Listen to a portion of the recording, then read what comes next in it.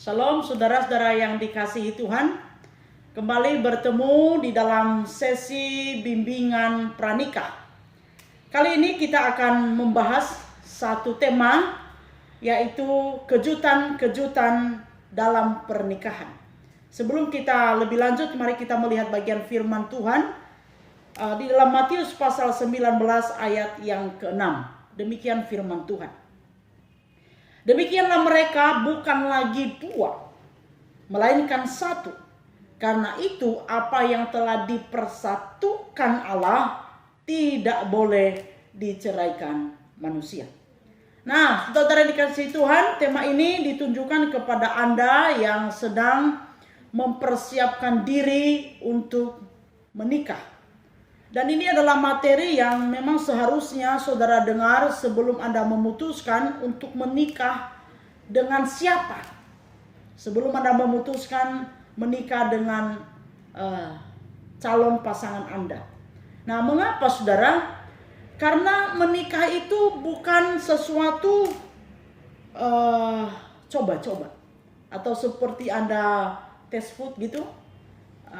Anda coba, kalau enak Anda lanjutkan, kalau tidak enak lalu ya bisa dibuang atau ditinggalkan atau tidak mau lagi kembali untuk menikmatinya.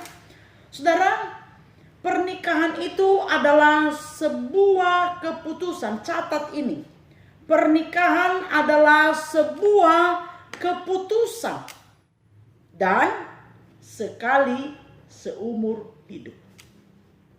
Dalam pernikahan Kristen berlaku rumus yang berbeda dengan rumus pada umumnya. Rumus pernikahan Kristen itu ajaib, saudara. 1 tambah 1 sama dengan 1. Kalau rumus pada umumnya 1 tambah 1 sama dengan berapa, saudara? 2 kan? Tapi kalau pernikahan Kristen 1 tambah 1 sama dengan 1.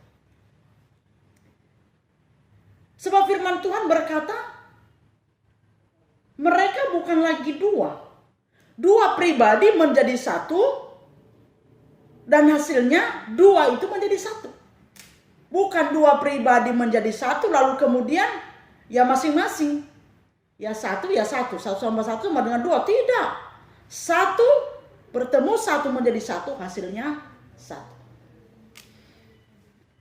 Artinya saudara, setelah seseorang menikah maka semuanya melebur menjadi satu.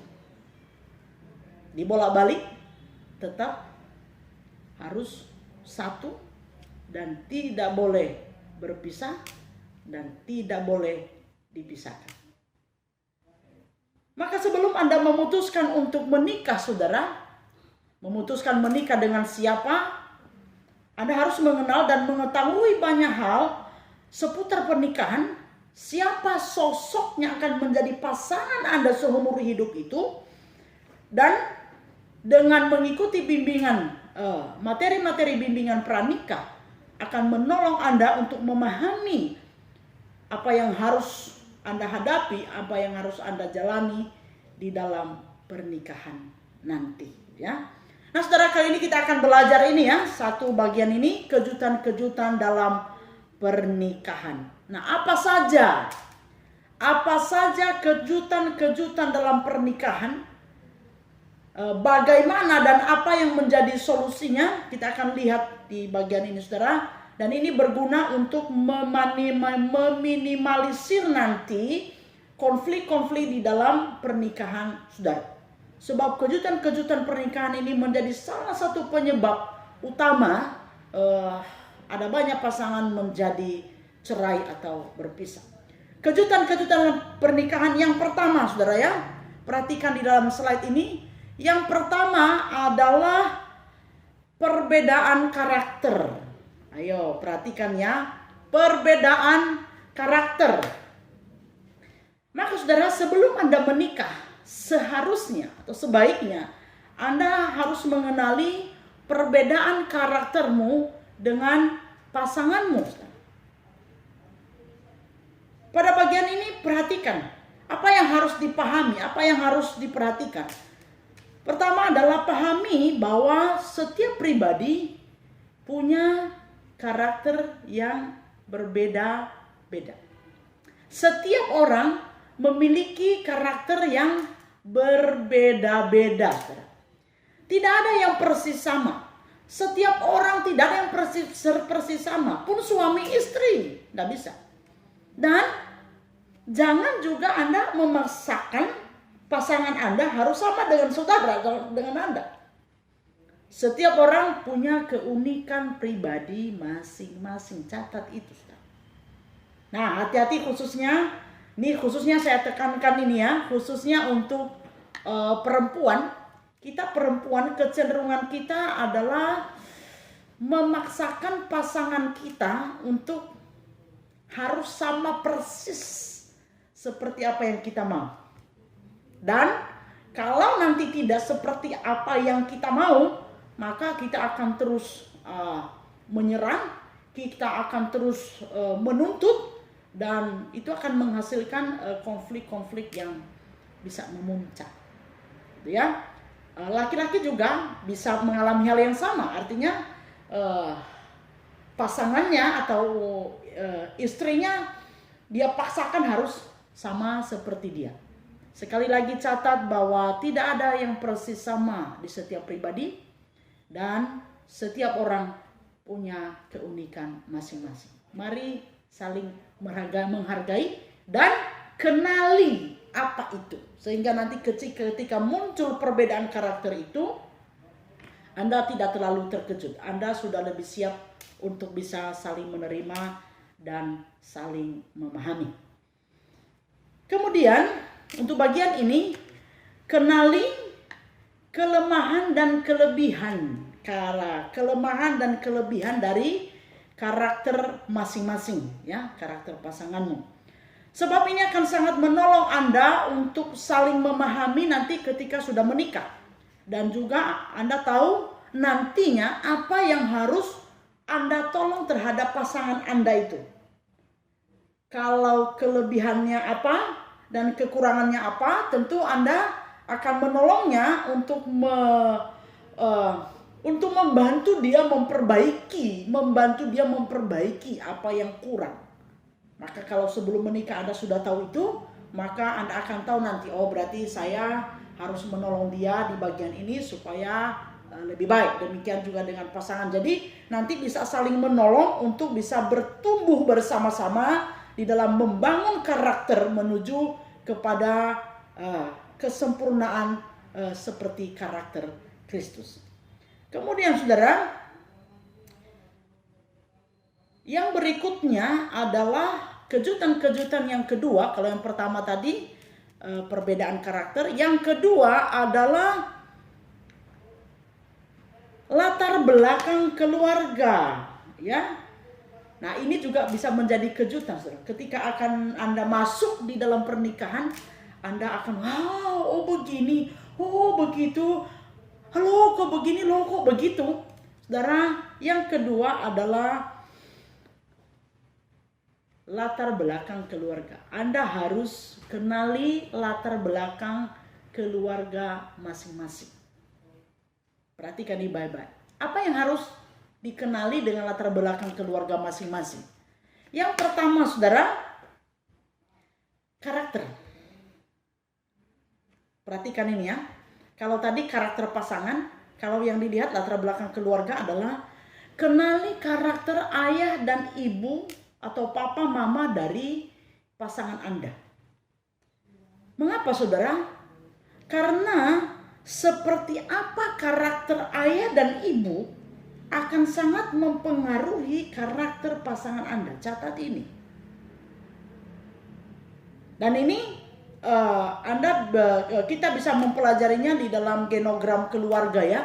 Atau ada satu sesi yang dibawakan oleh rekan yang lain tentang pohon keluarga. Jadi sangat mempengaruhi karakter ayah dan ibu terhadap karakter kita. Ya, dan ini juga ada hubungannya dengan topik yang lain di dalam pemulihan luka batin, saudara ya. Yang kedua, yang harus diperhatikan adalah pola asuh. Dari latar belakang dari keluarganya adalah pola asuh. Kenali bagaimana ayah dan ibunya pasangan Anda itu, ayah dan ibu dari pasangan Anda itu bagaimana dia diperlakukan atau bagaimana dia dibesarkan, bagaimana pola asuh ketika dia dibesarkan mulai dari lahir sampai kepada masa pertumbuhan. Nah, saudara, ada banyak pasangan atau calon yang mau menikah itu tidak mau tahu dengan ini. Padahal sebenarnya ini sangat penting untuk Anda kenali, saudara. Untuk Anda tahu. Karena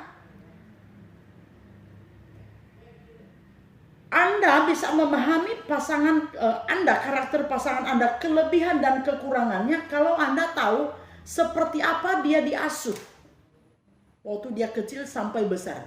Apa yang menjadi kebutuhannya, apa yang menjadi kebiasaannya, pola-pola hidup seperti apa yang dia jalani, pola-pola hidup apa yang menjadi kebiasaan hidupnya, pola karakter apa dari kedua orang tuanya atau lingkungan terdekat yang membentuk hidupnya, itu sangat-sangat mempengaruhi pola karakter atau pola kebiasaan juga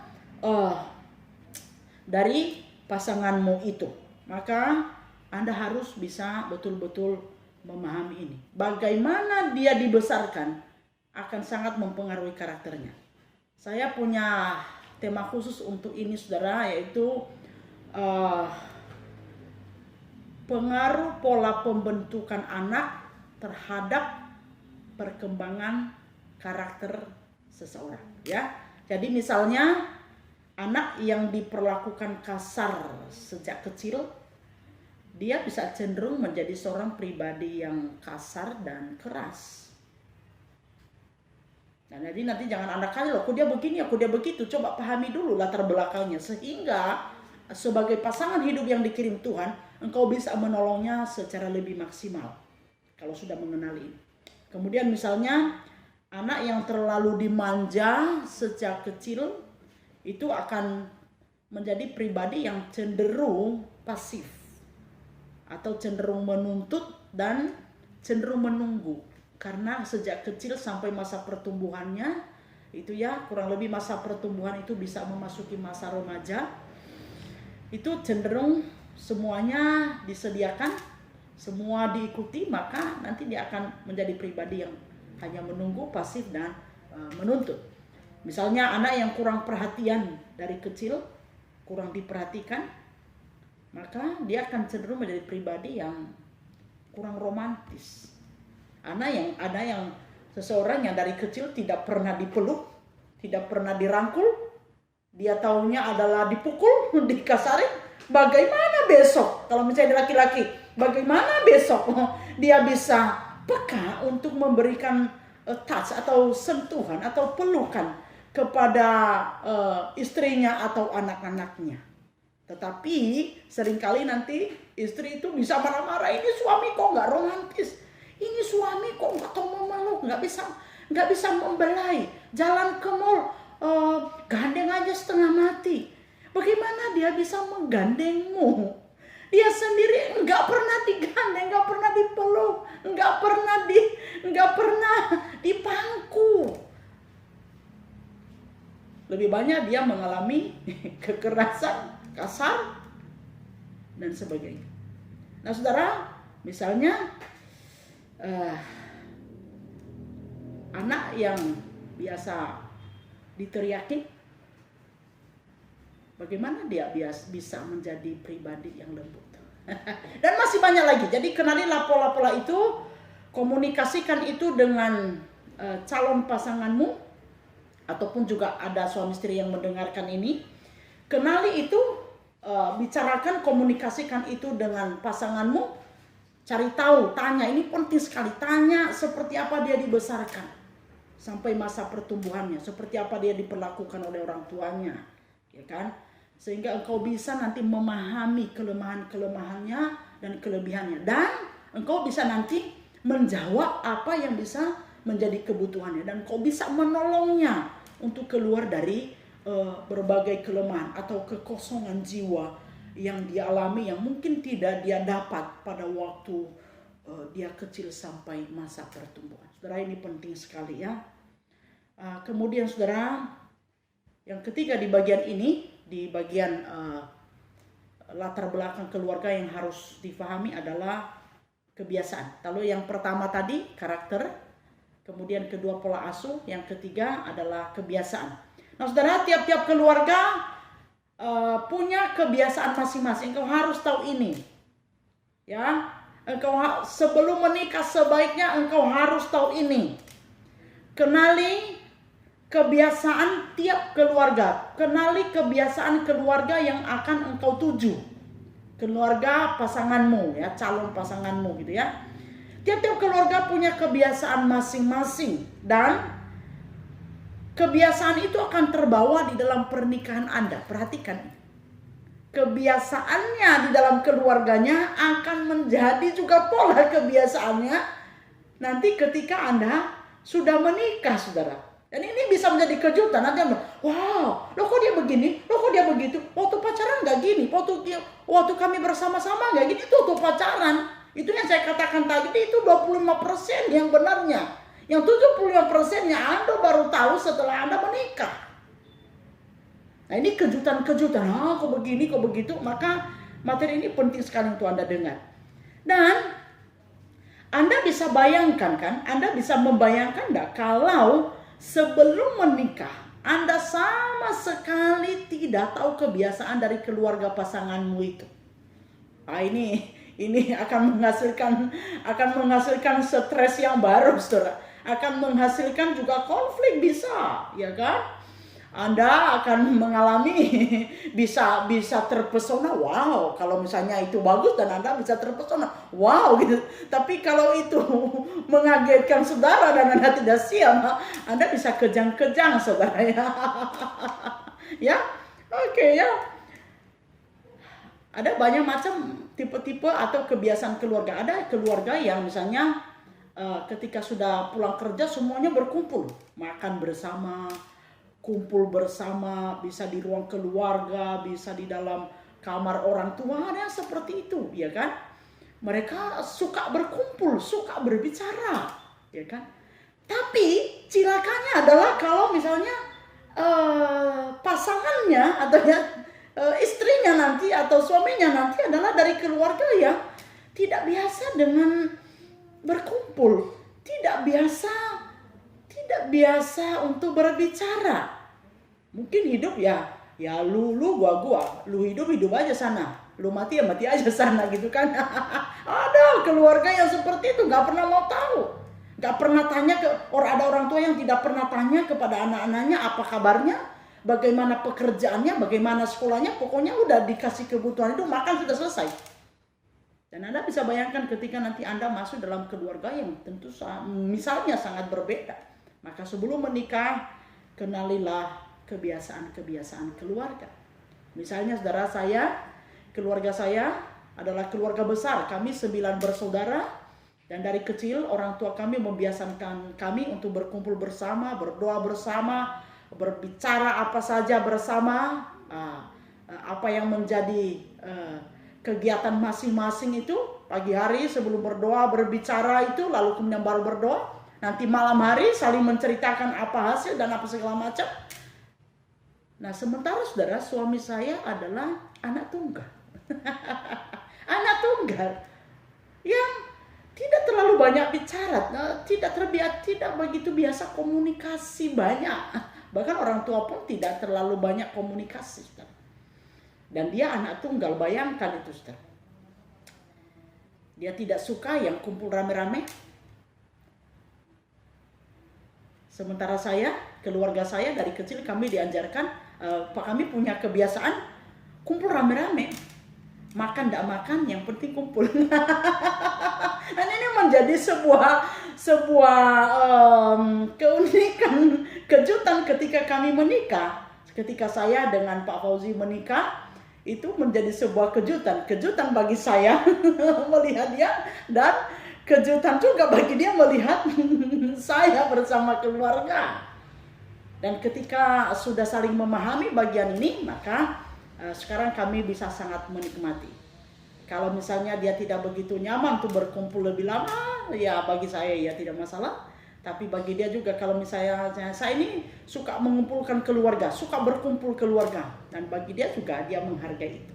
Jadi karena sudah tahu latar belakang masing-masing. Nah, yang ketiga saudara, kejutan yang ketiga adalah masa lalu pasangan. Nah itu ya, masa lalu pasangan. Oke, kalau yang pertama apa tadi supaya hafal nih ya. Kejutan yang pertama apa? Karakter. Yang kedua latar belakang keluarga. Yang ketiga adalah masa lalu pasangan Anda. Nah saudara, kenali masa lalu pasangan Anda. Ini penting. Ketika sebelum menikah atau ini ada yang mendengar yang sudah menikah. Ini penting sekali. Kenali masa lalu pasangan Anda. Apa itu? Misalnya asmara, ya. Apakah dia tipe yang suka gonta-ganti pacar? Supaya nanti ketika menikah itu tidak terulang lagi. Dan Anda bisa menolongnya kalau dia punya kelemahan di situ. Ya. Maka sebelum menikah pasangan itu harus benar-benar saling terbuka. Enggak apa-apa. Daripada nanti kalian baru bertengkarnya, baru minta-minta cerai kalau sudah menikah. Ya kan? Maka setiap saya memberikan seminar untuk sesi-sesi pranikah, saudara, saya selalu katakan begini, lebih baik dari sekarang Anda betul-betul saling mengetahui, lebih baik dari sekarang Anda berkata tidak atau Anda berkata sudah, daripada nanti Anda sudah diberkati dalam pernikahan kudus. 1-2 bulan, 1 tahun dan Anda berkata, oh sudah, saya udah gak mau lagi, udah kita cerai saja. Oh enggak bisa. 1 tambah 1, rumusnya apa? 1, nggak bisa dipisah. Ya enggak bisa. Maka perlu sekali bimbingan pranikah. Di sini penting sekali untuk Anda saling mengetahui, saling mengenal. Ya, oke. Asmara, sudah ya. Lalu kemudian, apakah pasangan Anda pernah menikah? Saya pernah melayani satu pasangan, bahkan beberapa sebenarnya ketika saya membukakan sesi ini, barulah yang laki-laki itu mengaku bahwa dia pernah menikah. Hanya dalam hitungan bulan tapi. Dan dia katakan, ya itu kan hanya dalam hitungan bulan, jadi kami udah cerai. Oh udah bisa. Kalaupun Anda menikah, itu harus diketahui, saudara. Nah, seperti apa? Apakah itu pernikahan sebelumnya pernikahan Kristen atau pernikahan dengan cara kepercayaan lain atau apa? Itu harus saling mengetahui sebelum menikah. Anda harus tahu. Oke, yang kemudian adalah yang harus Anda kenali dari masalah pasangan adalah berhubungan dengan seksual. Apakah pasangan Anda pernah mengalami pelecehan seksual mulai dari kecil sampai Anda mau menikah? Apakah pasangan Anda punya kelainan seksual? Misalnya hiperseks, misalnya LGBT atau apa yang lain, atau apa kelainan-kelainan yang lain. Kalau tidak ada, puji Tuhan, tapi kalau ada, itu perlu terbuka. Supaya apa? Orang yang menikah itu bukan saling menjatuhkan, tetapi untuk saling menolong. Supaya nanti kalau Anda benar-benar saling mencintai, maka Anda akan berjuang bersama-sama, saling menolong untuk bertumbuh bersama-sama menuju kepada yang dikehendaki oleh Kristus. Nah, oke saudara ya, saya tekankan ini karena ada pengalaman-pengalaman yang seperti itu, ya. Dan ini akan menolong sekali ketika sudah menikah. Tidak menjadi sebuah kejutan, tetapi menjadi sebuah sarana untuk bisa saling menolong dan saling membangun satu dengan yang lain. Nah, yang keempat adalah, kejutan yang keempat adalah perbedaan psikologi antara perempuan dan laki-laki. Perbedaan psikologi pria dan wanita. Nah, ini saya tidak perlu jelaskan lebih dalam karena ini sudah dipelajari atau Anda akan pelajari di satu sesi. Ini pembicaraannya cukup panjang. Ini itu ada satu sesi materi atau satu seminar ini saudara ya. Perbedaan psikologi antara pria dan wanita. Jadi misalnya wanita itu lebih senang membicarakan apa isi hatinya, sementara pria itu kalau ada persoalan dia lebih senang menarik diri atau masuk di dalam guanya dan sebagainya. Nanti Anda sudah memahami bagian ini di sesi yang lain, yaitu perbedaan pria dan wanita. Oke, selanjutnya kita melihat bagaimana cara penanganannya. Jadi bagian ini adalah kejutan-kejutan pernikahan dan penanganannya, ya. Yang pertama, saudara, pahami bahwa jodoh itu yang berbeda, saudara. Ya, catat ini ya, saudara ya. Ini penting sekali. Pahami bahwa jodoh itu yang berbeda. Justru kalau sama nggak jodoh, saudara. Nah, saya ilustrasikan dengan seperti botol air minum ini, saudara. Banyak hal yang sepadan itu sebenarnya yang berbeda, saudara. Bukan yang sama, ya. Dengan keunikan masing-masing. Coba perhatikan ya. Jodoh itu yang berbeda, saudara ya. Dan justru dari keperbedaan itu bisa saling menyempurnakan untuk bisa lebih berfungsi lebih maksimal. Nah, saudara, ini botol bagian menampung isinya dan ini tutupnya, saudara. Nah, orang sering berpikir bahwa ini kan tutup kecil ya, sedangkan botol penampung air lebih besar. Berarti yang lebih berguna itu botol yang lebih besar ini, tutup mah kecil, nggak ada gunanya. Keliru, saudara, keliru. Justru kalau nggak ada tutupnya yang kecil ini, botol ini nggak bisa berguna dengan maksimal. Amin. Nah, justru ketika keduanya dipadukan, saudara, botol yang besar ini lalu ditutup dengan tutup yang kecil, saudara, maka akan menghasilkan satu bagian yang menyatu dan yang sangat berguna. Airnya tidak tumpah, ya, bisa dibawa kemana-mana, bisa berguna lebih maksimal, ya, bisa menghasilkan lebih maksimal dan menjadi apa? Sempurna. Oke, amin. Ini ya, kalau nggak ada ini tadi, saudara, yang kecil walaupun kecil ini nggak sempurna dia. Nggak berfungsi dengan maksimal. Ini baru sempurna. Ini menjadi satu, ya, dengan keunikan masing-masing. Nah, ini catat ini baik-baik. Jodoh itu justru yang berbeda. Dari keperbedaan itu bisa saling apa? Menyempurnakan. Suami istri, Tuhan adil sekali untuk mempersatukan suami istri. Setiap suami istri, suami punya keunikan masing-masing dan istri punya keunikan masing-masing, ya. Dan Tuhan adil untuk mempersatukan itu supaya sepasang suami istri itu menjadi pasangan yang sempurna. Nah, saudara, nggak usah jauh-jauh. Misalnya saya dengan suami, dengan Pak Fauzi, saya orangnya kalau bicara cenderung bicara aktif, banyak bicara, suka bicara, dan cenderung mau mencari teman untuk bicara. Ya, saya bisa menyapa orang, saya bisa menyapa orang dengan banyak, ya kan? Nah, dan sementara yang sangat berbeda sekali, suami saya, Musa itu, Pendeta Fauzi itu, Anda tahu kan, dia bukan orang yang suka bicara. Dia bukan orang yang banyak bicara gitu kan. Dia lebih banyak apa? Dia suka membaca, dia suka menulis, ya kan. Tapi perhatikan, justru dari keperbedaan yang Tuhan titipkan ini, kami bisa menjalani hidup keluarga dengan sangat nikmat.